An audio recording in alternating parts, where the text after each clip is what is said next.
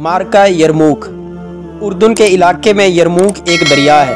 اس کے کنارے رومیوں اور مسلمانوں کا مقابلہ ہوا۔ قیصر روم نے بہت بڑا لشکر تیار کر کے یرموک بھیج دیا، جس کی تعداد 2 لاکھ تھی۔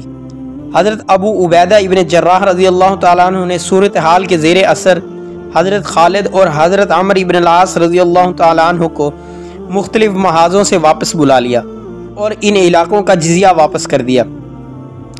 صلح کی کوشش بھی ناکام ہو گئی۔ حضرت خالد رضی اللہ تعالیٰ عنہ نے مسلمان فوج کے 1000 کے 26 دستے بنا کر از-9 انہیں ترتیب دیا۔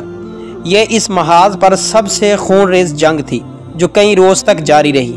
1 لاکھ رومی قتل اور 3000 مسلمان شہید ہوئے۔ اس فتح نے رومیوں کی ناکامی پر مہر ثبت کر دی اور مسلمانوں کے لیے سلطنت روم کے فتح کا دروازہ کھول دیا۔ قیصر روم شام چھوڑ کر قسطنطنیہ بھاگ گیا۔ حضرت عمر رضی اللہ تعالیٰ عنہ کو فتح کی خوشخبری ملی تو خوشی سے سجدے میں گر پڑے۔ یرموک کے بعد اسلامی لشکر آگے بڑھا اور شام کے باقی شہروں حمایہ، انطاکیہ، حلب اور بغراس پر قبضہ کر لیا۔ اس طرح پورا شام اسلامی سلطنت کا حصہ بن گیا، گویا شام اسلامی سلطنت کا مستقل جز بن گیا۔ فلسطین اور فتح بیت المقدس۔ فلسطین کی مہم پر حضرت عمرو بن العاص رضی اللہ تعالیٰ عنہ مامور تھے۔ انہوں نے یہاں کئی چھوٹے چھوٹے مارکے سر کیے۔ چونکہ باقی اسلامی لشکر شام میں مصروف عمل تھے، اس لیے کوئی بڑا لشکر نہ آ سکا۔ حضرت عمرو بن العاص رضی اللہ تعالیٰ عنہ آگے بڑھے تو قیصاریہ، غزہ اور رملہ میں حملہ کیا۔ رومی سپہ سالار تربون ایلیا بیت المقدس میں پناہ گزین ہوا۔ یہ مسلمانوں کا قبلہ اول تھا، اس لیے مسلمان اس کی فتح کی تمنا رکھتے تھے۔ بیت المقدس کی فتح۔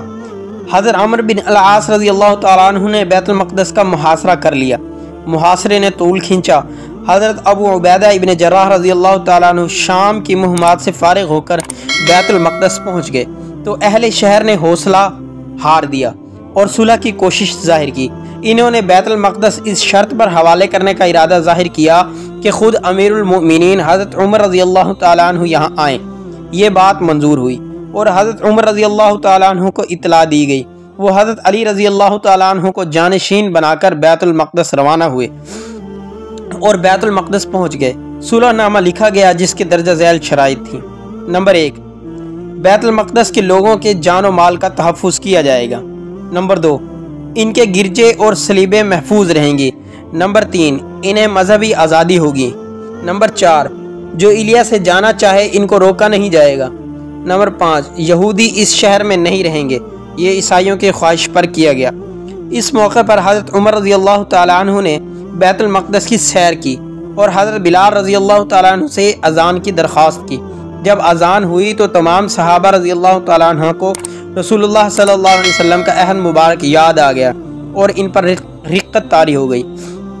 ابو عبیدہ اور معاذ بن جبل رضی اللہ تعالیٰ عنہ روتے روتے بے تاب ہو گئے اور حضرت عمر رضی اللہ تعالیٰ عنہ کی ہچکی بند ہو گئی۔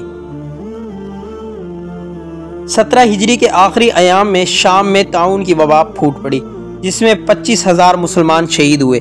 ابو عبیدہ بن جراح، معاذ بن جبل اور یزید بن ابی سفیان جیسے جلیل القدر جرنیل شہید ہوئے۔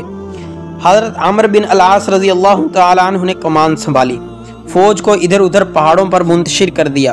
طاعون ختم ہوا تو حضرت عمر رضی اللہ تعالیٰ عنہ نے شام کا دورہ کیا اور نئے سرے سے فوج کا انتظام کیا۔ فتح قیصاریہ۔ حضرت یزید بن ابی سفیان نے قیصاریہ کا محاصرہ کر رکھا تھا لیکن طاعون کی وبا میں فوت ہو گئے۔ اب حضرت معاویہ رضی اللہ تعالیٰ عنہ نے کمان سنبھالی۔ دشمن کا کافی جانی نقصان ہوا، بالآخر شہر فتح ہو گیا۔ اس محاذ پر مسلمانوں کی یہ ایک بہت بڑی کامیابی تھی۔ فتح مصر۔ حضرت عمرو بن العاص رضی اللہ تعالیٰ عنہ نے فلسطین کی فتح کے بعد حضرت عمر رضی اللہ تعالیٰ عنہ سے مصر پر حملہ کی اجازت مانگی جو بمشکل ملی۔ حضرت عمر رضی اللہ تعالیٰ عنہ نے انہیں 4000 فوج دے دی۔ مسلمانوں کو خطرہ تھا کہ مصر فوجی اور سیاسی لحاظ سے ایک مضبوط ملک ہے، اس لیے شام میں اس کے ذریعے بغاوت کروائی جا سکتی ہے۔ فتح فرما۔ مسلمان وادی العریش کے راستے مصر میں داخل ہوئے۔ یہاں انہوں نے فرما پر حملہ کیا۔ یہ شہر حکیم جالینوس کی قبر کی وجہ سے مشہور ہے اور مصر کی پہلی سرحدی چوکی بھی ہے۔